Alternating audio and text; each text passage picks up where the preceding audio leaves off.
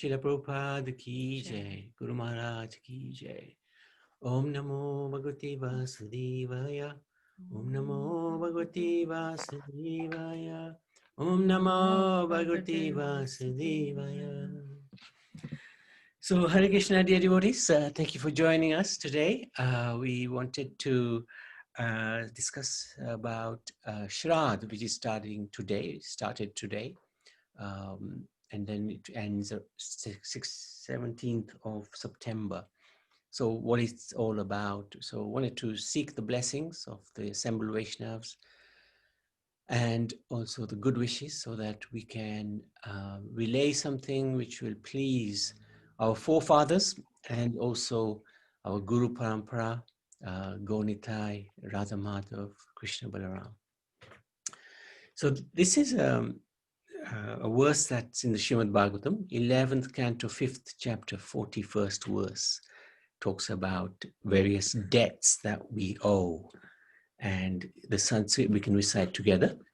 Devashi putapta ninam pitam naking karo nayam ninicha rajan sarvatmanaya saranam saranyam gato mukhandam paritya katam.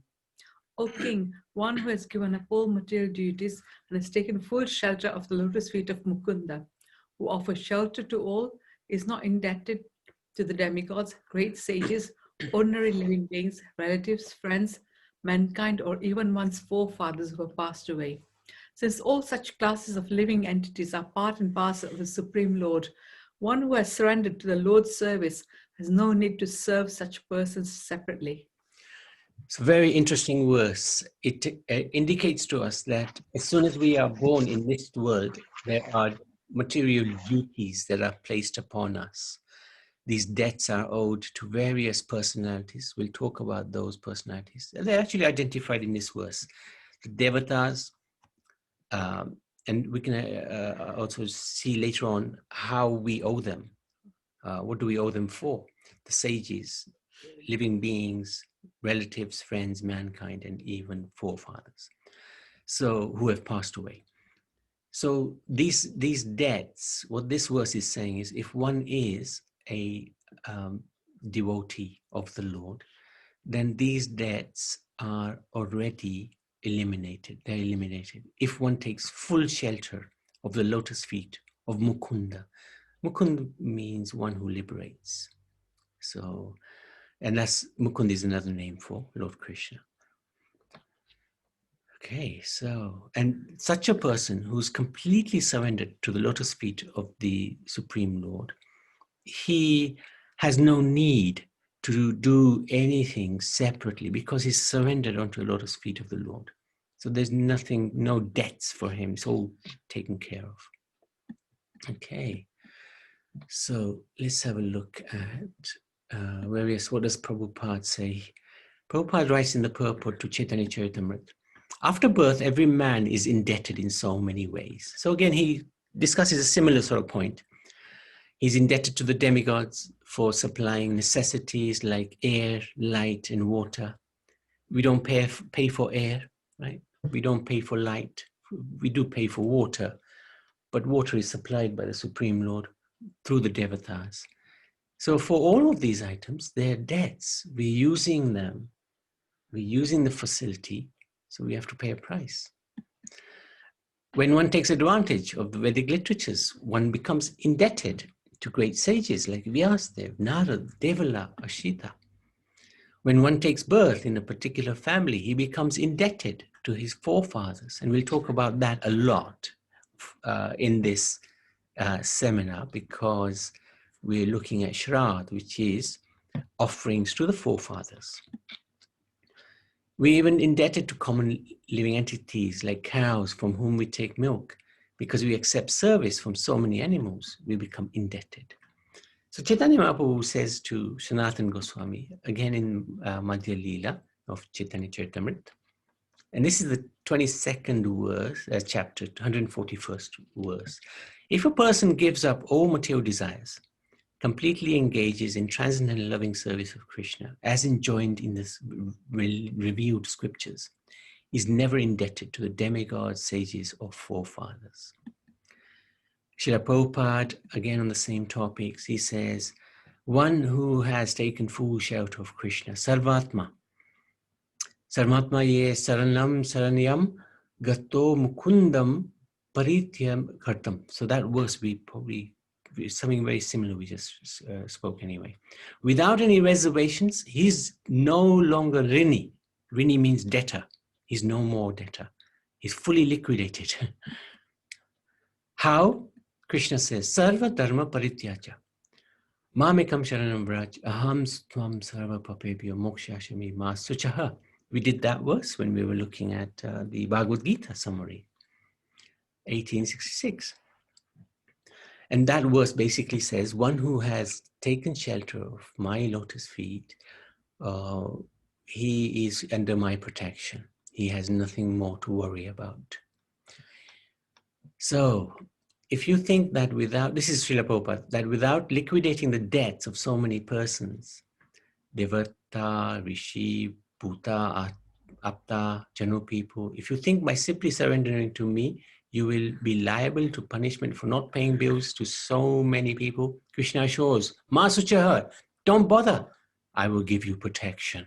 So this is the beauty of serving the Supreme Lord. He looks after all of our needs, all of our debts. So from the material point of view, everyone must be prepared to pay. This is again Prabhupada, to take protection. But does it mean that if one becomes a devotee, he becomes irresponsible? No, these things automatically come. Prabhupada mentioned several times that for one who has fully taken shelter at the lotus feet of Mukunda, then and only then for him to perform the ritualistic activities to clear these debts are not necessary. Yeah. One who waters the root of the tree automatically nourishes the whole tree.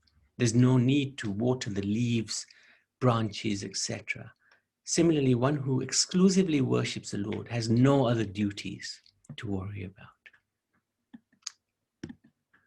Okay, so there's quite a notion amongst the devotees, and I must admit, I am probably one of them, who take Shrad flippantly. We don't really bother too much with it because we've come to the Hare Krishna movement, we're chanting, we're reading the scriptures, we are offering bhoga, taking prasad, etc., etc., etc. So we are thinking perhaps we don't need to worry about Shrad or the other debts that we owe.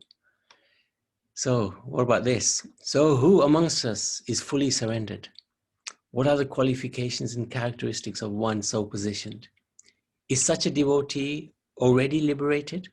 Or how could he be surrendered to Krishna and not be a liberated soul? Here's a quote about the symptoms of a liberated soul from Prabhupada's purport on Bhagavatam, 5th canto, 4th chapter, 5th verse. So he's quoting, Srila Viraragava Acharya states in the Chandogya Upanishad, there are 8 symptoms of a Jivan Mukta, person who's already liberated, even while living in this body, right? So if we have these 8 symptoms, we don't have any obligations, we don't have any debts, because Krishna will completely take care of everything. The first symptom of one so liberated is that he's freed from all sinful activities. Apahata papa. As long as one is under the clutches of Maya and the material energy, one has to engage in sinful activity. Bhagavad Gita describes such people as druskatina, which indicates that they are always engaged in sinful activity. One who is liberated in this life does not commit any sinful activities. Sinful activities involve illicit sex, meat eating, intoxication, gambling. So the second symptom of a liberated person is vijara, one which indicates that he is not subjected to the miseries of old age. Another symptom is vimurtya. A liberated person prepares himself in such a way that he does not take on any more material bodies, which are destined to die. In other words, he does not fall down again to repeated birth and death. So these are quite um, interesting symptoms to have. Another symptom is Vishoka, which indicates that he's callous to material distress and happiness. So he's equipoised to both distress and happiness. Another is Vijigatsa, which indicates that he no longer desires material enjoyment. Right? So no more wanting to enjoy senses. Sixth symptom, Apipata, which means he has no desire other than engage in bhakti. Doesn't want to do anything apart from bhakti. Seventh one, Satyakama. All his desires are directed to the Supreme Lord. He wants to please the Supreme Lord. And the eighth one, which is very similar, Satya Sankalp. Whatever he desires is fulfilled by the grace of God, Krishna. So first of all, he doesn't desire anything anyway for his own material benefit. Even if he desires something, it's simply to serve. So if we can say that we are in that category, in the category of these 8 symptoms, and we don't have any duties to fulfill, any debts to pay. A little bit more, except for the uncontrolled and misguided mind, there is no enemy within this world. When one sees everyone on the platform of equality, one then comes to a position of worshipping the Lord perfectly. So if we are seeing duality in our consciousness, sometimes we're happy, sometimes we're not happy, sometimes we're cold, sometimes we're hot, then are we fully surrendered? Any activity other than the 9 processes of devotional service is unauthorized mental activity. That's quite a heavy statement. So if we're not constantly thinking of Krishna in one of these 9 processes of bhakti, then we are not necessarily in the surrendered position. There are so many statements to the effect that a surrendered soul is not an easy commodity to come by. He is so rare. Even to come to the Brahma Bhuta platform is an immense qualification. He never laments nor desires anything. He's equally disposed to every living entity. Such a person also sees a piece of dirt, gold, or a brahmana or elephant, everything. It's all the same for him. He's equal to all, knowing all to be part of God. So the conclusion is that we who are not fully surrendered souls must perform and repay debts, especially perform Sraddha for the benefit of the forefathers. Otherwise, we are in gross neglect of duties. So that sort of establishes the basis of why Sraddha is important. So because we're entering into the period of Sraddha for the next 16 days, we thought it was a good idea to have a look at this field, this area. So what are these debts and how to extinguish them? Well, we've talked about the debts to the demigods. Prabhupada says in Chaitanya Charitamrita 22:141, text number 141, he gives us a brief idea of how these debts can be nullified, repaid. So the demigods offer oblations with ghee. One satisfies the demigods. So when we do yajna, we would offer oblations. So this is nothing to do with Sraddha. These are just overall, just debts that we owe and how to repay these debts. And another debt is the sages. How do we repay that? By studying the Vedas. One performs Brahma Yajna, which satisfies the great sages. This doesn't say read the Vedas, it says study the Vedas. And the Vedas includes all Vedic literature, including Bhagavad Gita, Bhagavatam. Then we come to the debt to the forefathers, which is this point about the Sraddha. Now, Prabhupada says offering oblations of water before one's forefathers is called Prithvi Yajna. So he doesn't go into a lot of detail, but there is a lot of detail.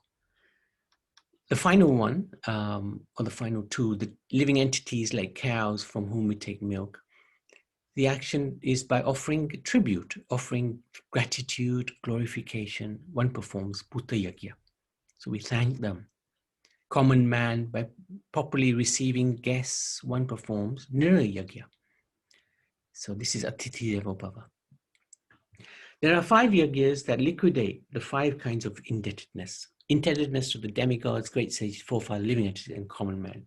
Therefore, one has to perform these 5 kinds of yagyas. Shraddha. So we're coming on to Shraddha now. Now, what does Krishna say in 9:16 of the Bhagavad Gita, chapter 9, 16th verse? He says this verse: Aham kator aham yagya shradhanam aham ashuddham mantro aham Devajyam aham agnir aham hutam. But it is I who am the ritual, I the sacrifice, the offering to the ancestors, the healing herb, the transcendental chant. I am the butter and fire and the offering. Can you read the purport? Now, this is the purport. This is the whole purport of this verse by Prabhupada. The Vedic sacrifice known as Jyotishma is also Krishna, and he is also the Mahayagya mentioned in the Smriti. The oblations offered to the Pritilok, or the sacrifice performed to please the Pritilok, considered as a kind of drug in the form of clarified butter, is also Krishna. The mantras chanted in this connection are also Krishna, and many other commodities made with milk products for offering in the sacrifices are also Krishna. The fire is also Krishna, because fire is one of the 5 material elements and is therefore claimed as a separated energy of Krishna. In other words, the Vedic sacrifices recommended in the Karma Kanda division of the Vedas are in total also Krishna. Or in other words, those who are engaged in rendering devotional service unto Krishna are to be understood to have performed all the sacrifices recommended in the Vedas. So it's interesting how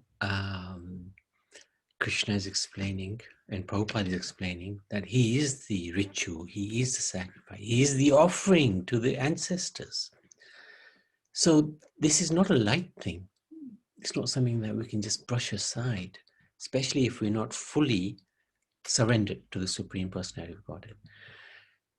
There's another verse in the Bhagavatam, very interesting verse, by Lord Nrsingadev to Prahlad Maharaj, because Prahlad Maharaj was asked by Lord Nrsingadev, what would you like?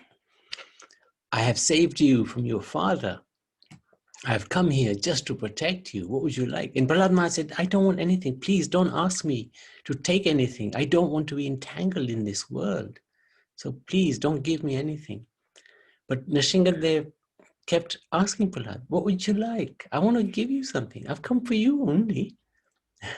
So then Prahlad Maharaj said, okay, if you like to give me something, please protect my father.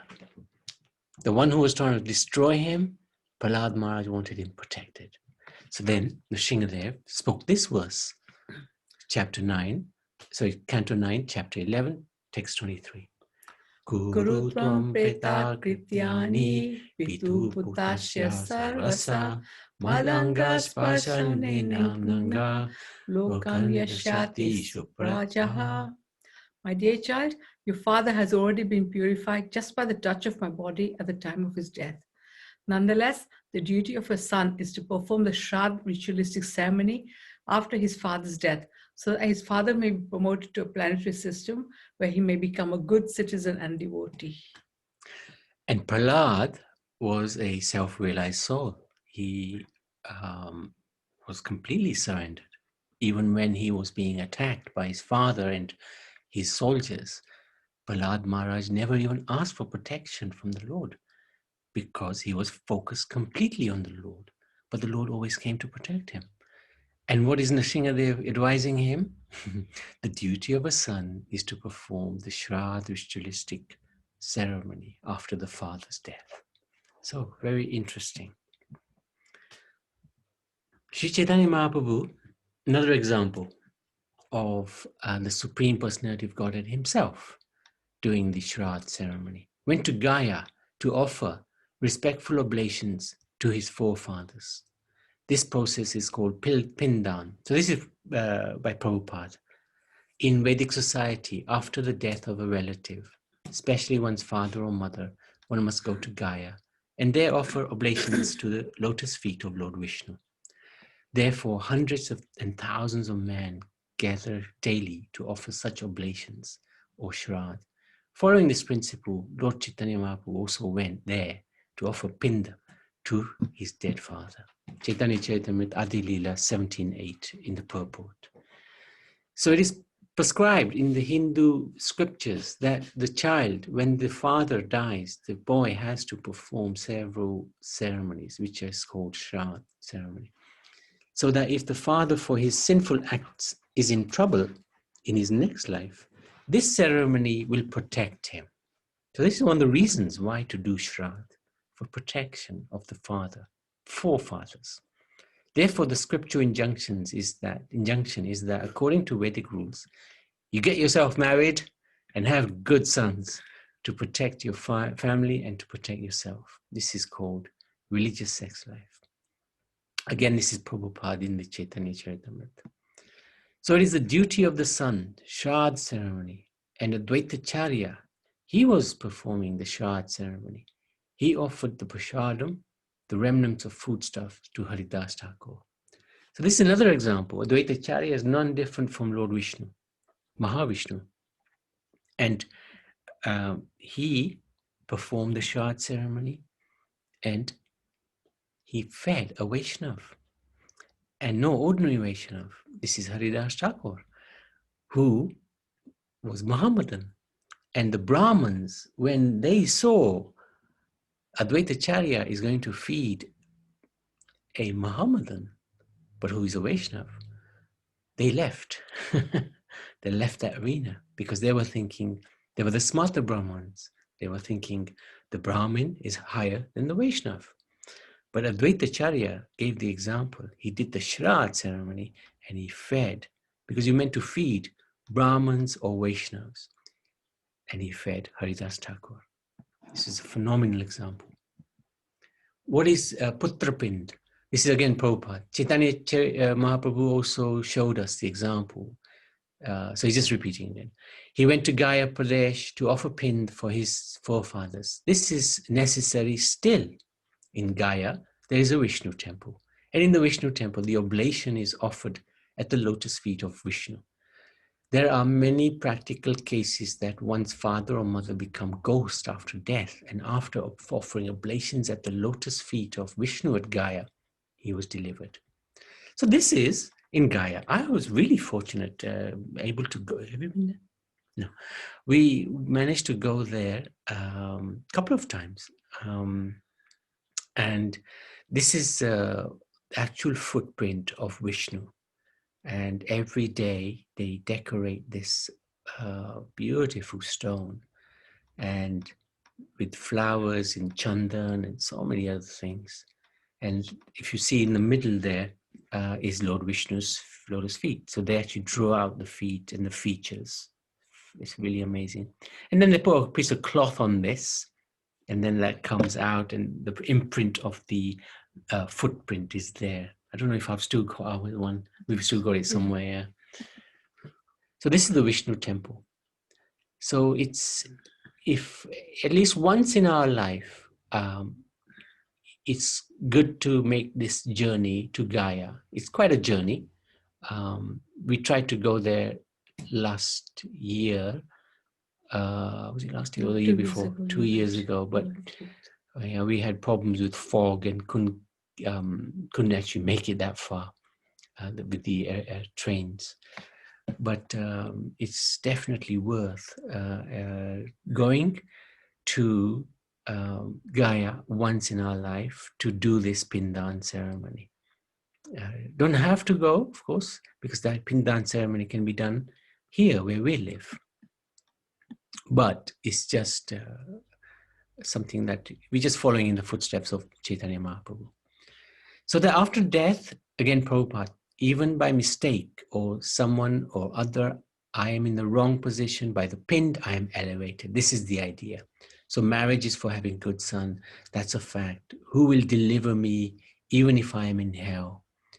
Therefore, the Shraddha ceremony is there, but it's the duty of the son, as it is said, Putra. Put means there is hell, Pundama. The hell's name is Pundama. Pun, I mean Putra. Tra means one who delivers. So Pu is son, Tra, deliver. if by chance I am in Pundanma Naraka Tayate, one who delivers me from that hellish condition of life, he is putra. For that kind of putra, I accept a wife, not for my anger, sex, and enjoyment. A little bit more from Prabhupada. One should not make very elaborate arrangement to perform the Shraddha ceremony of offering oblations to one's forefathers. The best process for the Shraddha ceremony is to distribute Bhagavad Prasad to all of one's forefathers and relatives. This makes a first-class Shraddha ceremony. While offering obeisances to the forefathers, one may invite 3 Brahmins, or in either case, only 1 Brahmin will suffice. Even though one is very opulent, rich, one should not endeavor to invite more Brahmins or make expensive arrangements on those occasions. If one arranges to feed many Brahmins or relatives during the Shraddha ceremony, there will be discrepancy in the time, place, respectability, and ingredients, the person to be worshipped, the method of offering worship. So something will go wrong. Somebody will be dissatisfied. Narad Muni has prohibited unnecessary gorgeous arrangements to feed relatives or brahmanas during the Shraddha ceremony. The Shastra prohibits the excessive expenditures involved in inviting many brahmanas and relatives, especially during the Shraddha ceremony. So this is very practical. This is really practical. When one gets the opportunity of a suitable, auspicious time and place, one should with love offer food prepared with ghee to the deity of the Supreme Personality of Godhead, and then offer the prasadam to a suitable person, a Vaishnava or a Brahmin. That will cause everlasting prosperity. Now, there is something else. If one performs the Shraddha ceremony of oblations to the forefathers on the Ekadashi Tithi, then the performer, the forefathers for whom the Shraddha is observed, the Purohit, the family priest who encourages ceremony, all go to hell. So don't do it on Ekadashi. You can do it either before or after, but not on Ekadashi. The Shraddha ceremony is meant to please Lord Vishnu, the Supreme Personality of Godhead, with offerings of prasad, food, or bhoga we call it. It is only prasad after it has been offered. In the first class Shraddha ceremony, Bhagavad Prasad is offered to the forefathers. So what one can do during these 16 days, at least, is whenever you offer bhoga to the Supreme Lord, that can be transferred to a normal plate after the offering is finished, and that plate should be offered to the forefathers every day. There's nothing to lose by doing that, and everything to gain for them. It's a debt we owe. We're paying it back. Pindoprashanat states that if the soul does not have a physical body, stula sarira, after death, it wanders in a subtle body, linga sarira, and can neither eat nor drink. In this state, the soul is preta. The Preta Khanda section of the Garud Purana explains further. Yeah. Preta is a ghost, yeah. A human being that has been very sinful is denied a gross physical body after death. His soul is trapped, earthbound, accompanied by the subtle body composed of the mind, intelligence, and ego. The Preta's mind is agitated by the urges of lust, which he is unable to satisfy because he does not have a material facility to do so. No body. Have no bodies of their own. So their hunger is for vicarious pleasures. They want to enjoy, but they can't because they don't have a body. This ghostly position is very painful. The Preta is in an intolerable situation, unable to fulfill any desires and not able to create disturbances, and only able to create disturbances. There is no way of determining the sinful activities performed by any person. The Shraddha Kriya is therefore a special rite that caters for the welfare of the deceased, as well as that of the forefathers. To prevent the deceased from wandering like a ghost in the ether with only a subtle body, one must make offerings to him and the other pitas. These rituals do not erase the karma accumulated by the living entity throughout his past lives. It doesn't take away the karma, but it just releases them from the ghostly body or any other obstacles that are there. It releases them so that they can move forward. But it doesn't take care of the karma. So, what is the procedure? Right? We've talked a lot about why we should do it. What should we do? The procedure when a death occurs is as follows. Shraddha Kriya is usually performed by the eldest son. In the absence of a son, a male member of the immediate family takes the responsibility. In the absence of a male member, then it would be advisable to request a priest, a purohit, from the temple to come and assist. The death of any person brings about a period of contamination. During this time, water is offered to the deceased every day. So this depends on the varna.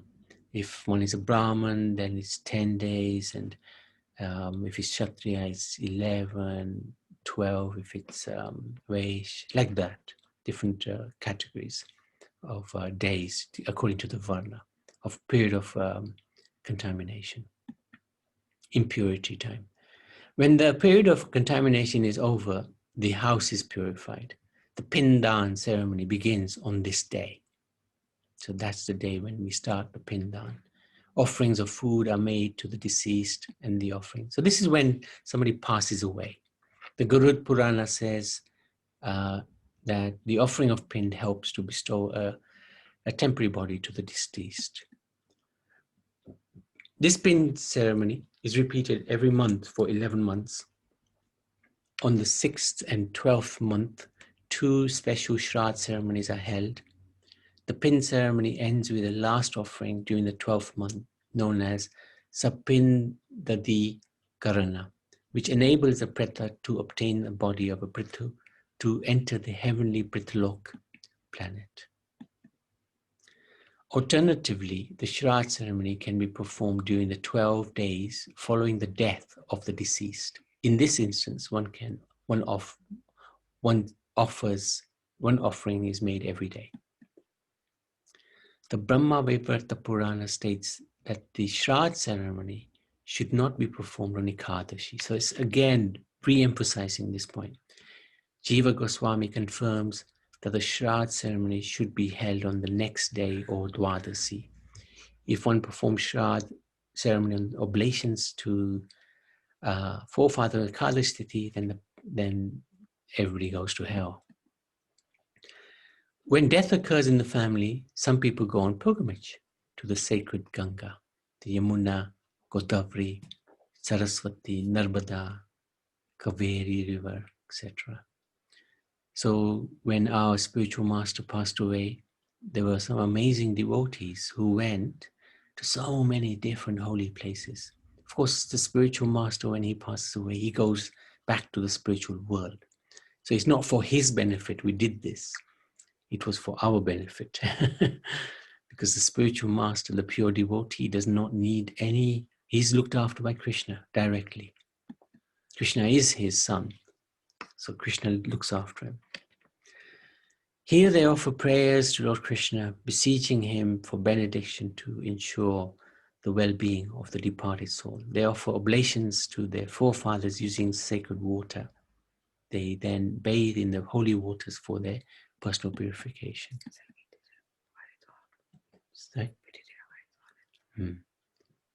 Yeah, that's right. For Jayanti's father, we went to Haridwar, and my mother, yeah. So we need to still go to Gaya. That was one of the things we wanted to still do. So what is this debt? And especially the debt that's owed to the father and the mother.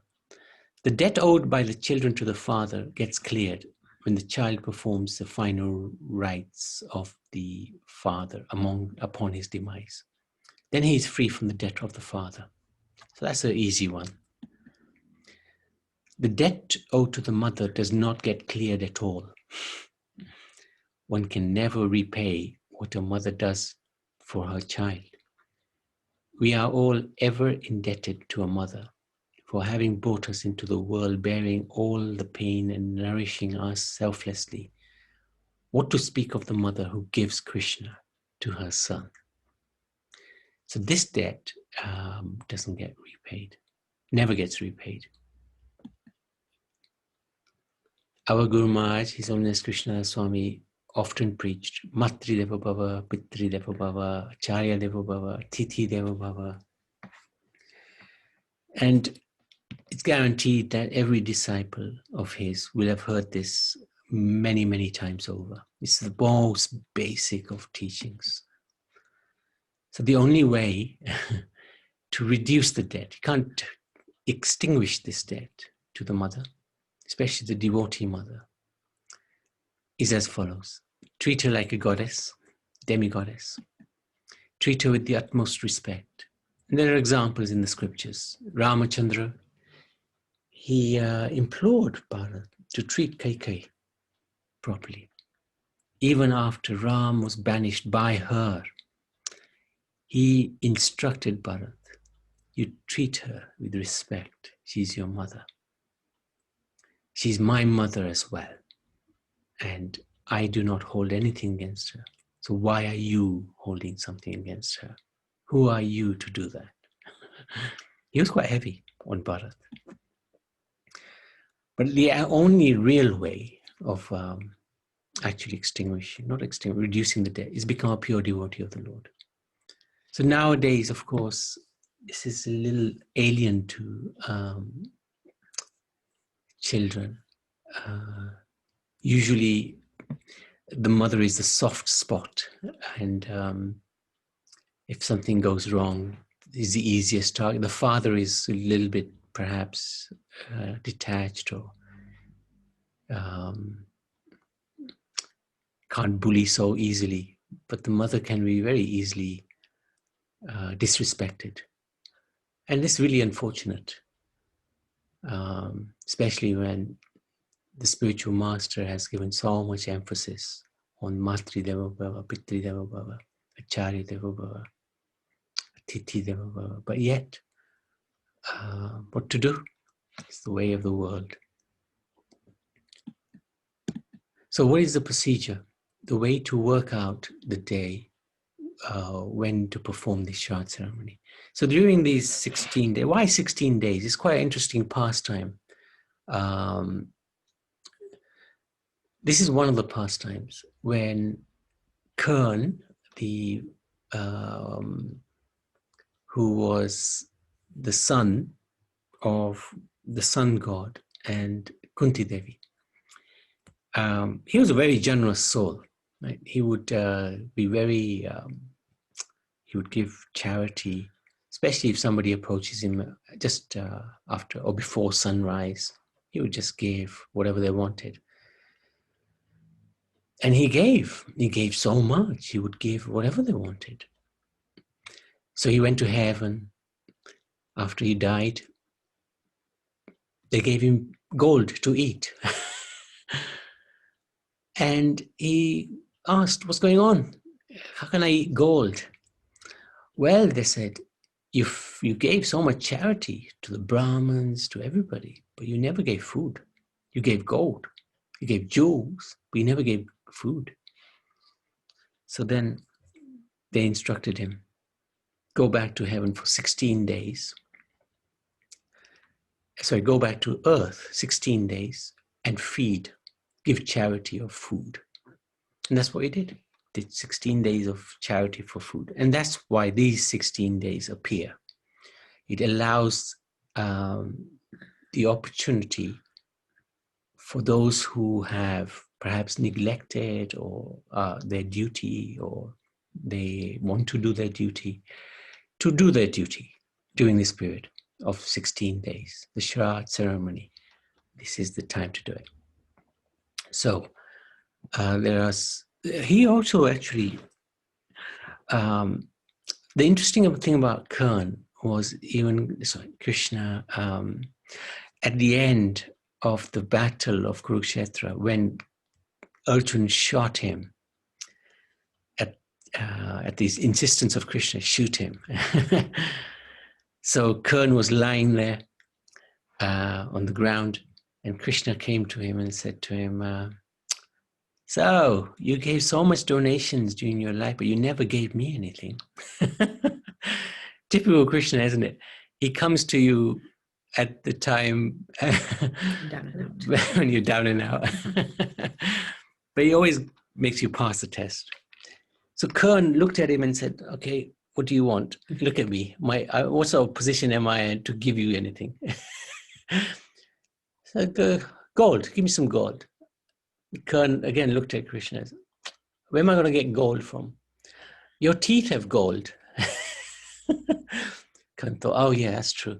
So he punched his face, he took out the tooth, and he offered it to Krishna. And Krishna said, I can't accept that. It's got your blood over it and your saliva. How would you expect me to accept that? This is the amazing thing about Krishna. So Kern, he took an arrow, he hit the ground with the arrow, and out of the ground came Ganga Jal. He washed the tooth and he handed it to Krishna. He offered it to Krishna.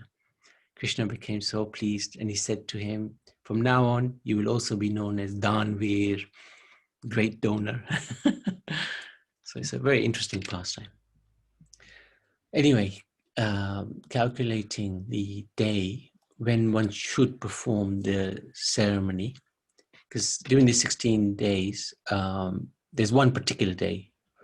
You can calculate the tithi of when your forefather passed away. So whether it was Astami or Panchami, whatever, 5th day of the moon or 8th day. So I got 14, but actually I think it's 16 days. The Shraddha period, it falls from 2nd September to 17th September this year. So work it out. What day, the corresponding tithi will be when you want to do the puja, the ceremony. If you do not know the tithi that the forefather passed away on, then one can perform the Shraddha ceremony on the final day, which is Amavasya, no moon. And the procedure for the ceremony is as follows. Prepare pindan, which is gore and sesame seeds. You can do a laddu with it. Or it can be, how do you do it? Just as it is. Really. Even as it is. Offer this pind to Krishna together with your usual bhoga offering. But that can also include the favorite foods of your forefathers, if you know them. So make a decent feast. Offer it to the Lord. And that Mahaprasad should be offered to the picture of the forefathers. If you have a picture. If you don't have a picture, mentally offer it. When you do the arti to the Lord, like the incense, the ghee lamp, the flower, etc., you can offer all of those after offering it to Krishna, to the forefathers as well. Try to find, it's a little tricky nowadays, of course, because of the lockdown, but feed at least one Vaishnava, one Brahmin, at least. And if possible, feed Gomatas. Now, if those two are a little difficult, you can do this manasi as well, mentally. And then when the opportunity comes, if perhaps one is in Bharat, take the opportunity of feeding a Brahmin, a Vaishnava, and Gomata especially. And donate Lakshmi to the temple. That's always good, on behalf of the forefathers. Oh, there's a bit more. Oh yeah, this is the last bit. The most important bit of this procedure is Sankirtan, chanting. Every ritualistic ceremony recommending the Shastra must be preceded and followed by Sankirtan. Chanting of the Hare Krishna Mahamantra, distribution of prasada is essential. This is the recommendation of Srila Jiva Goswami. So this is always very, very important. Chant the holy names on beads, chant it as kirtan, whatever is possible. You can do an extra round for that person who's passed away. That's a good idea. Go and say. Saying you can do an extra round for that, for your forefather on that particular day as well, and pass the benefit to them.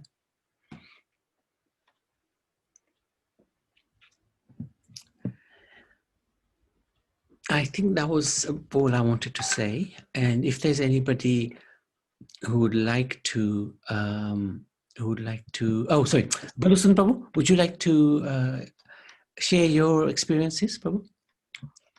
Hey, Hari Bol, Hare Krishna. Hare Krishna. Yeah, Navi, thank you. Hare Krishna, Hari Bol to everyone. Hare And Krishna. yeah, it's quite a detailed procedure and the reasons and why we do Shraddha and why it's recommended in the scriptures. And so you've gone through quite a lot of detail here, which is very nice and it's good to know, because it's important, because, you know, we all, as the saying goes, you know, nothing comes free, you know. There's no such thing as a free lunch, you know. We are always indebted to somebody, but we don't want to accept it. You know, general mass of people nowadays, generally, there is no education in this field except in the Sanatana Dharma. And like this, you know, we have had the opportunity of expanding our knowledge on Shraddha and why we do it, and why it's important. But in the general mass of people, just there is no such guidance in this at all.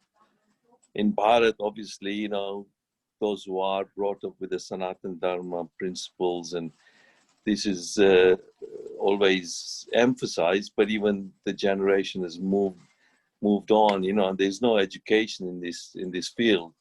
And quite rightly, it's Kali Yuga, you know, people don't want to know anything about scriptures, you know, unless we come into Krishna consciousness and Prabhupada's instruction, we get to understand the importance of Shraddha. But by tradition, we might just, many families would just do it, or Shraddha and just do something.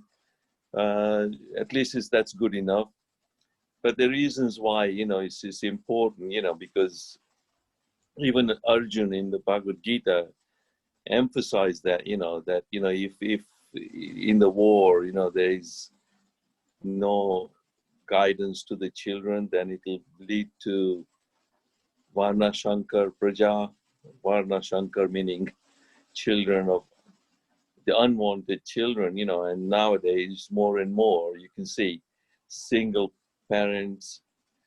Someone has, you know, they've got no guidance. There's single parent families more and more. Usually it's just the mother looking after the husband. Fathers have just run away from the responsibility.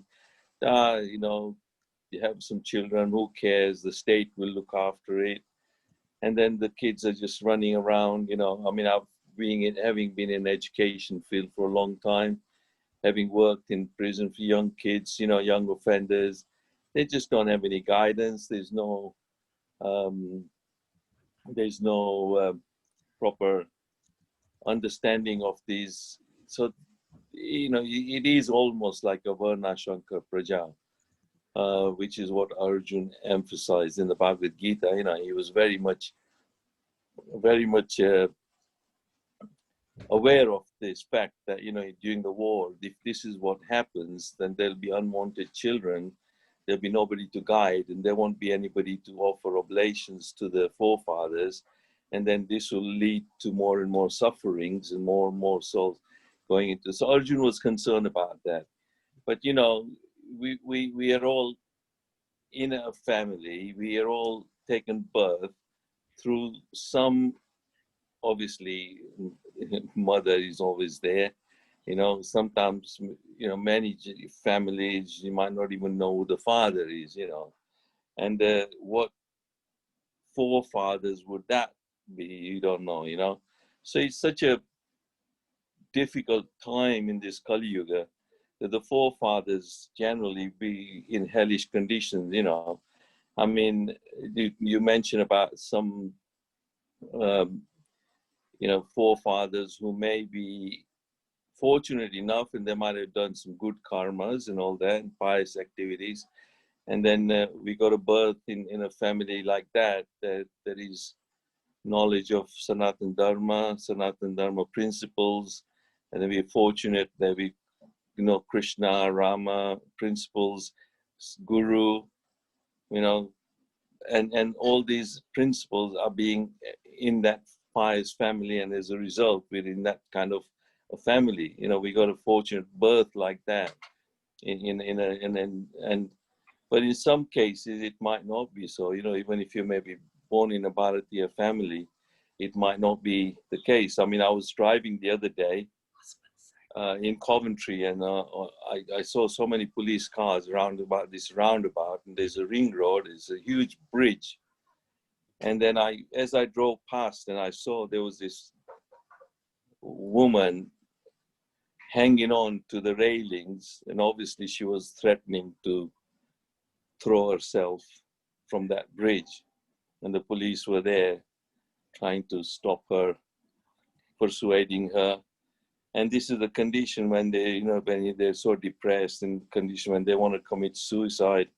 So many people would have committed suicide. It's generally, that is what suicide is. You know, is they're not very happy with their gross body. They just want to discard it, no money. Then they commit suicide, but they didn't finish off their prescribed period of life that they were allocated. Then in that case, they don't get another gross body, but they, you know, like described in this presentation here, in how, you know, you end up with a subtle body, you know, and the subtle bodies are also suffering, and they have got so many desires, but still they're not satisfied, you know, and their desires unfulfilled, and so much suffering is there. And we don't understand, you know, generations ago, who may have been in that situation, whether there were any situations like that, you know, hopefully not, but we don't know. And we don't know what future generations are going to bring as a result of our actions and our families and our children. And that's why, you know, it's important. And also this subtly, funny enough, this subtle body and all that, a few years ago, I don't know, it was 1990s, there was a film made called The Ghosts. And it was, whoever made that film must have read Srimad Bhagavatam. And the way they made that film, The Ghosts, and it was like when somebody was murdered on the platform in the train station somewhere, that ghostly condition, that was struggling, fighting, trying to get some cigarettes out of this vending machine. And then there was this dark soul, like Yamadutas would come and snatch the soul. And it is quite an amazing film to see, you know. And when I saw that film, I started to think about Srimad Bhagavatam and how living entities can be in these kind of conditions, you know, ghostly. But it's a very good film anyway. But this is what happens, you know, and in order to alleviate the sufferings of forefathers, okay, we might not care, you know, who cares about forefathers? We're here, we want to enjoy. Who cares? And like that, if that is the attitude, then, you know, you don't know how much indebtedness we're under. So we're indebted to the demigods. We got, you know, I mean, even while we're living in this country, you know, bills keep coming, you know. Electricity bills, water bills, this bill, that bill, you know, everything. We think everything is free, but nothing is free actually, you know. Somebody is paying for it somewhere.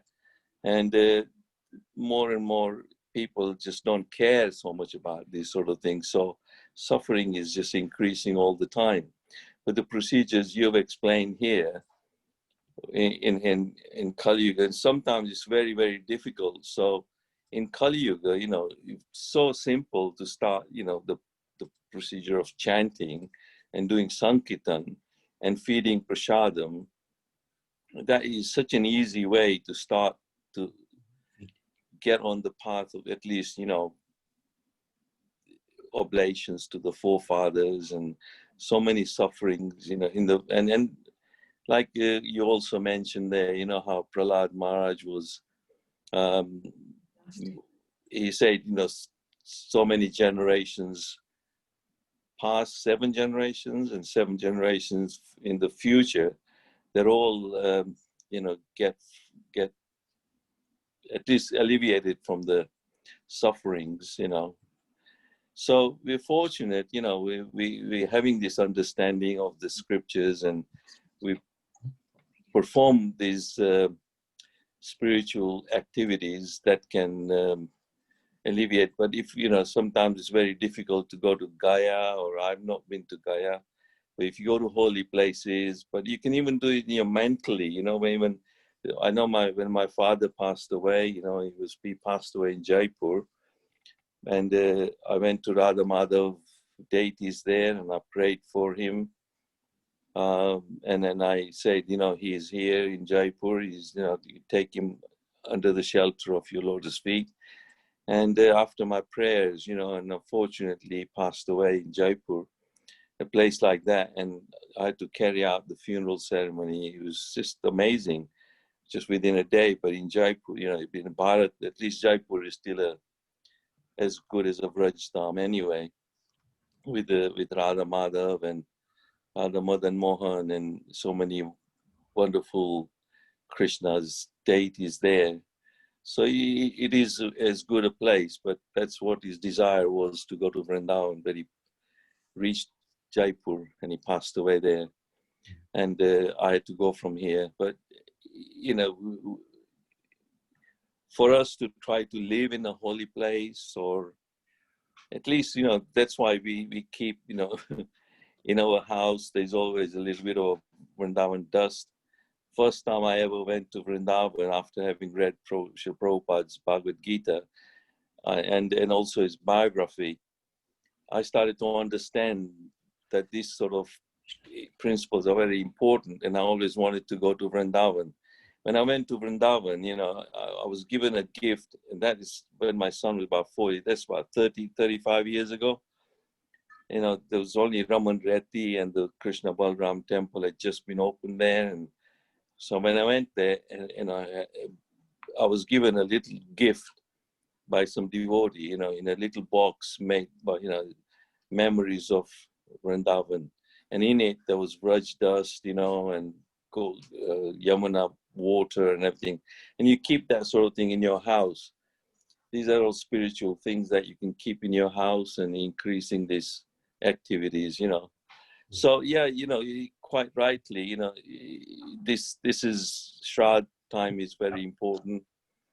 Understanding all these, Yep. and in Kali Yuga it's very difficult. So chanting and offering prasad and easy way, you know. Yeah, no, that's good. Thanks, Madhusundar. Thanks for sharing that.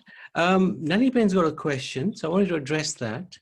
Just before doing that, I wanted to thank actually Anjali Mataji. She's the one who suggested yesterday. She's the one who suggested yesterday to look at Shraddha, and I'm glad I did, because my goodness, it's actually eye-opening stuff. So Nani Ben, would you like to ask your question? Yes, Hare Krishna, Prabhuji. Yes, I was thinking that those who don't have any children is one example, and the second instance is when there are only girls in the family. I wonder who can do the Shraddha, or maybe the one who has passed away, his brother's sons are there, so maybe they will do the Shraddha. I'm not sure about that. That's correct. The relatives on the male side are usually engaged for that purpose. And if there is no one on the male, or you know, nowadays is sometimes looked upon as something, this is old-fashioned, why do you do this? If there's no faith in the person who's doing it, there's no faith in that person, then one would be recommended to engages a priest from the temple, who priests are regarded as fathers because they are serving the Supreme Lord. And they are also regarded as children, sons, because again, they're serving the Supreme Lord. They have a dual function, a very unique function they have. So they can perform the marriages for the sons, and they can also perform the pindan for the ancestors if needed. So they have this function which is very unique. That's why the priests are considered so elevated and given such respect. So the best thing, if one has and the female, as if there's a daughter or on the female side, they can definitely get involved in assisting the priest. They can engage the priest, assist the priest, whatever is required, they bring it for the priest, and in that way they are engaged in this process. But I cannot say that a daughter can do the pin ceremony, because that's not given in the scriptures. Yes. But one can, when you go to Haridwar, for example, or Gaya, there's so many priests there who actually understand this situation, and maybe they will slightly exploit it for their own benefit from the financial point of view, but they will do the job, and they'll do the job very nicely. Okay, so it may not be done immediately. It can be done as and when you can go there. You are able to go to Gaya then. Yes, at least once to do it, but that is as and when you are able to go. Yes. But if somebody, say, dies here and you have the Ashti, that can be held for some time and taken to Haridwar or the holy places. If say there's an opposition to that and the relatives want to do it here in the Thames or some other river nearby, what to do? Then, I think one then needs to just pray to the Lord. A little bit of the Asti and take I know, but you can't separate the Asti. It's too hard. It's too hard to do that. Go into the pindan in Gaya. Yeah, do the pindan in Gaya. When you can. What to do when the ashes are distributed here in the UK? Sometimes the circumstances are that you never get to Bharat, in which case you have to do it here. And the Lord will understand. I think we have to offer sincere prayers and say, look, my dear Lord, this is where we are. Please forgive us, but allow this forefather of ours to continue in his progress towards you. So. And as you just mentioned, astis cannot be, asti of those who have passed away cannot be separated? They can, but to break the pot is very difficult, especially here. They secure it so strongly. Yes. In Bharat, it's easier because Bharat might be easier, yeah. Yeah, because it's not locked. Yeah, here it's really hard. I mean, we had trouble when we took my mother's Asti to Haridwar to actually open the case. We just couldn't do it. It was such a heavy packing. And eventually we did it. It can be done, can it? Yes. Yeah, it can be done. Because somebody asked me yesterday, somebody who is an English lady, and her boyfriend was Indian, and he passed away, and she wanted the ashes to be separated, taking some to Spain and most to India. Right. So I did say that there shouldn't be any harm. So okay. Yeah, that's possible because, for example, with our Guru Maharaj, we split them. We took when we were there, we went to Jagannath Puri. So we took a portion of the Asti to Jagannath Puri, and it split into 6 or 7 different portions. Everywhere they went, they to put into the rivers, holy river. Okay, that's helpful. Okay, Prabhuji, I'll have to go now. Okay, no, thank you very much. Thank you, and we'll pray. It's Shama, isn't it? Shama. Shama, yes. Okay, Yes. Let us see. Yeah. For I may not be able to join tomorrow because Something is happening tomorrow, so Yes, no, whenever let you. us see. Whenever I can join, I will join, obviously. Yeah. Thank you Hare for, Krishna, Prabhuji, Mataji, Hare Krishna. thank you for coming today. Okay. Priti, you have a question? Yes, thanks, Mataji. Hare Krishna. Just want to say I really enjoyed this class. Just learned so much. I have two questions. One, a married woman, can she do Shraddha for both families? Like her parents' side and her in-laws side, Okay, no? No. Shraddha is no. No. or just the water giving ceremony? Yeah, just the water giving Right. ceremony. Yeah. What about the Okay. Tarpin? No, because it should really be following in your husband's Line. line. Yeah. So on the woman's side, there should be someone else doing that. If you see, Okay. yeah. Okay. So May- she can just do it then for her husband's side of family if her husband isn't there. Correct. Yeah. That's the Shraddha, yes? Or are we just talking about water ceremony right now? Yeah. Yes. The Shraddha ceremony. isn't it? Everything. Okay. Shraddha is, Okay. what do you mean, the Asti as well? No. She's doing the water like Yeah, after the death. Yeah, Yeah. that's right. The water, you can offer the offering as well to Mm. them. That's Yeah. right. Okay, so for the Shraddha, only for the man side of family she can do it, for her husband's Yeah. side of family? Yeah. Okay. Ribo? And the other question was, if they didn't die in the month of Shraddha, like which is right now the waning part, then what tithi do you take?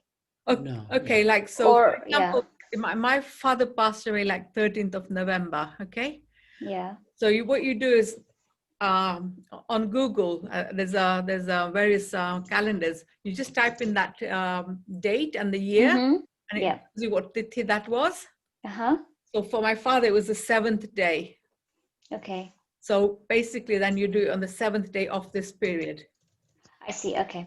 Yeah. All right. Mm. Yeah, got it. Thank you. No Actually, problem. thank you for asking that Yeah. question, because I didn't describe it particularly well. So by asking this question, is the clarification has taken place. And as you said, if you don't know the date, when someone's passed away, like it could be, like your great grandfather or someone like that. Yeah.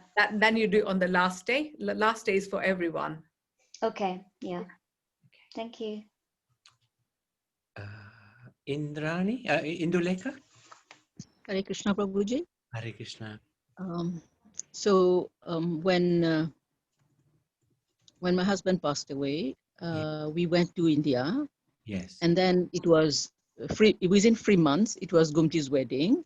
So Right. there, she did it, and she assisted the pandit actually. Assisted the Pandit. Yeah, Mm. that's And good. then, yes, That's she good. assisted the pandit, Very good. and then they make her do lots of things, and Yes. all this that we have been offered during the Shraddha ceremony, we gave to a Brahmana, and the Brahmana had to go and feed the cows with a pind and everything. And also we had to give donation to that Brahmana who take Yes. who took everything there. So, and also every year I think Ganga does for her father and in-laws and grandfathers and all. I don't know. You just said that. That's okay. Huh? Actually, she doesn't do it herself. She make brahmanas do it. That's good. That's good. Perfect. That's good. That's perfect. Yeah? That's perfect. Okay. Yeah, that's Yeah. perfect. Thank In fact, she's gone today For Guru Maharaj. for Guru Maharaj. She's an amazing daughter you have. She's Where did she go today? At the Manor. manor, they're doing. Actually, they started this Shraddha Puja Yes. today. Yes, I know. So they're doing I it know. there. And he worked it out. She messaged me yesterday, shall we do for Guru Maharaj? And I said yes. And we were trying, and she worked out exactly when it was due. And she worked out at the manner they had space, and she's gone, and hopefully she's doing it right now. So yeah, she asked me about my parents, about the in-laws, about her father, about her in-laws also, but she's doing it. So that's why I was concerned, because you said on side of girl, or it doesn't work on to this but the if mother's side. if you engage a Brahmin, that's absolutely perfect. Okay, thank you. Very good. It was Very very nice, Prabhuji, very instructive, you know, so many things we misunderstand. good. You misunderstand. It takes, I'm in the yes, same we boat. take, you know, as you said, these Brahmana, they will just sometimes, sorry for the language, they are cheaters. So yes, thank you. Unfortunately, Hare they are, but they get the job done, you know. Yes, yes, they do, they do. Thank you, Prabhuji. Thank Hare you. Krishna. Hare Krishna. Hare Krishna. Is that Kamashi? So, yeah, I Hare miss Krishna. bits and bobs because I've got grandchildren, and so I was listening, but I haven't managed to listen all of it. But I just want one clarification is like, for example, say in my family, me and my husband and my son and his wife, they do water for the Pitrus, but my daughter can't do it. Is that correct? If your son is there, if your son Yeah, is, yeah. that's Yeah, enough. yeah, the daughter, she doesn't Yeah. have to do it. Yeah, if your son is there, that's So, enough. I mean, because I was told when I was young that the daughter nu na ponche, dikri nu na That's right. ponche, or That's she right. shouldn't Yeah. do it. Yeah. Yeah.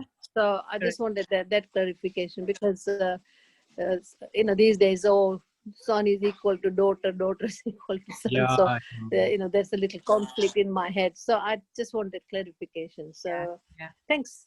Yeah. Okay. Thank you. No, thank you, Kamashi. Geeta? Thank you. Hare Krishna. Hare Krishna, Prabhu. Hare Krishna, Geeta. Yeah, I just wanted to ask, what's the reason why females, why can't they take part in any of it? Because generally, the females are married, and they would go, and they're completely dedicated and loyal to the husband side, and they wouldn't, you know, once they leave the family home, then they are regarded to be part of the other family, no longer part of the family they were born in. That's the main reason why. Okay, Prabhu. And how about with regards to the offering the water? So can daughters, can females do that? If in absence of a son, then that is acceptable. Offering of, let's put it this way: there's no harm doing that. You're not going to go to hell for doing that. So if there's a son who's able and willing to do it, that is better. If there is no one, then the daughter can do. It won't go against. Do you see what I'm saying? Yeah. Yeah. So the daughter's situation is generally because the daughter is married, or usually should be married, and they will have gone to the matrimonial home. They belong to that home now. They don't belong to... They're part of that lineage. They're part of that lineage now, no longer part of this lineage. Okay, thank you, Prabhu. And thank you for a wonderful class. It's really well Well, explained. it was your good mother who suggested, and I was not going to look at this, and I did look at it because she asked, and I'm so grateful to her because it's opened my eyes. It's really opened my eyes. Yeah, because I've always wondered, I always used to question, I say to Mom, why do we do Sraddha? What's the meaning? But I think you've explained it so well. Yeah. Well, I think actually we probably have we just probably scratched the surface. There's a lot more. But if you get too involved in this, it just makes everything, I think it takes you away from the real main aim. And the main aim is actually the chanting, the offering of the bhoga, and then offering that to Krishna, of course, first, and then offering to the forefathers. If we do the basics, that will be enough to release them for any difficulties they may be facing in their lives. And there is also, I forgot to mention, that there is an Ekadashi. Oh, I forgot to mention. There's an Ekadashi. What was it? Mokshada Ekadashi. That's the Gita Jayanti. The Gita Jayanti one, which is where a father is in hell, and the son was advised, do the Ekadashi and offer your phal, the fruit of the Ekadashi, to the father, and he will be freed from his current hellish situation. That's exactly what he did. And the father was freed. So what we do now will definitely assist the forefathers.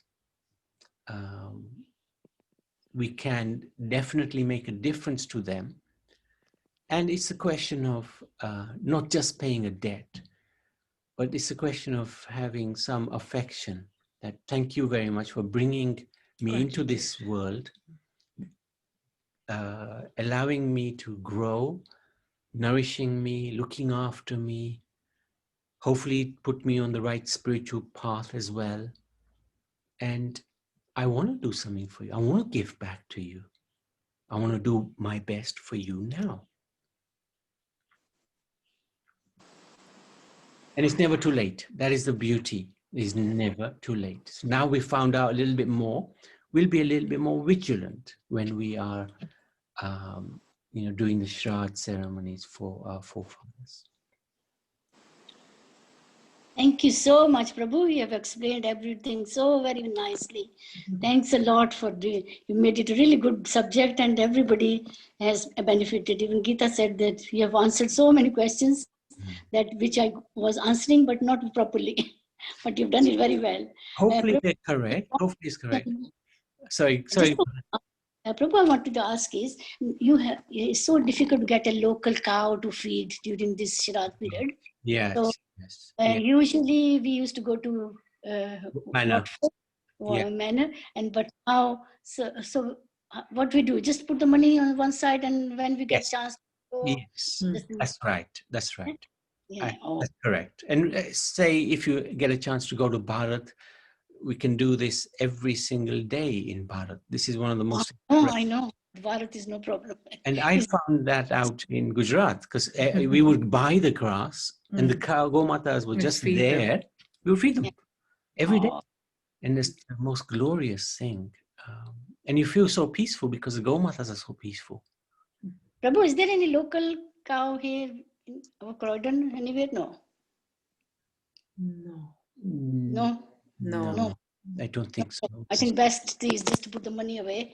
Then one day you go to the manor because you can go to the manor. Or like that, anybody goes to India, tell them to do it for you. Yeah, that's true. That's true. Thank you so much. No, thank you, Mataji. It's because of you. I'm not. I don't know if we've completely answered all the questions correctly. No, you have done so well. I hope we have. But if there are corrections, we will make them when we find out. But last time we went to Gujarat, we actually fed Gaumatas on behalf of Aruna Ben, Nani Ben, so many different people. Oh, no, it's so nice. So when we go next time, I will let you know. And then we were taking pictures and videos and showing them because it was such a pleasure to be able to do that. I know, and you do it very well. Your jobs are all well done, well done jobs. No. God bless you. God bless you. You and Mataji all. Thank you for your blessings, Maji. Always keep blessing us. No, God. And you also must bless all of us. Nabi, maybe today is not time, maybe enough time, but there's another pastime of the importance of Raj, and Nand Maharaj was about to go to Prayag. Remember that? Yes. Pastime. Yes, that's so right. Maybe we can mention that sometime and go to that pastime and how Nand Maharaj was going to go to Prayag and then he meets this personality and maybe you'll know about that pastime. So yeah, we actually talked through it one time. It's a really amazing pastime.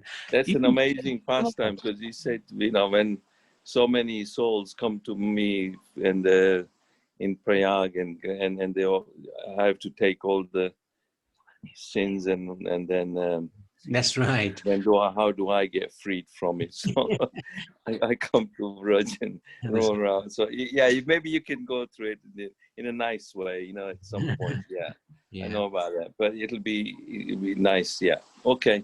Yeah, that's a nice pastime. Thank you. No, it's a wonderful. subject matter, and it's very important for us to know. And also, you know, this is why, you know, we are so fortunate that we've come across Prabhupada's mercy, you know, and that we are on this path to actually understand this. Otherwise, there is no such knowledge. Even Bharatiyas are just, you know, influenced by the Western culture and so many other distractions, and then they're not bothered. You know, it's just, it's crazy, you know. Okay. But just chanting, you know, will help. That's right. Doing a lot of Sankirtan. That's why Lord Chaitanya said every town and village, there'll be my, you know, Sankirtan, Krishna chanting is going on. And actually that is what is influencing the consciousness, and more people are becoming vegetarians, more people are becoming conscious of animal rights and certain aspects, you know. So there is a change in the atmosphere, and that happens when a saintly person comes across and gives it mercy, you know. And the burden of the sinful acts on the Bharat Bhumi, that's the only way to alleviate, is by saintly personalities in the footsteps. And the burden is lessened on the Bharat Mat, you know, this 30 as well. Yeah, okay, thank you, Navi. Anybody else, any questions or any comments? Okay. Okay. No, thank you very much today for participation. It was really good. I wanted to actually, Arunaben, are you? Have you done the deed? Your charitable deed? Yes, I have. But I'm not feeling too well today, so Okay. maybe tomorrow I will. Yes, that's fine. That's fine. Oh, hope you get better. Is it the flu? A little bit of I think because there's no hair, I've got a headache. cold.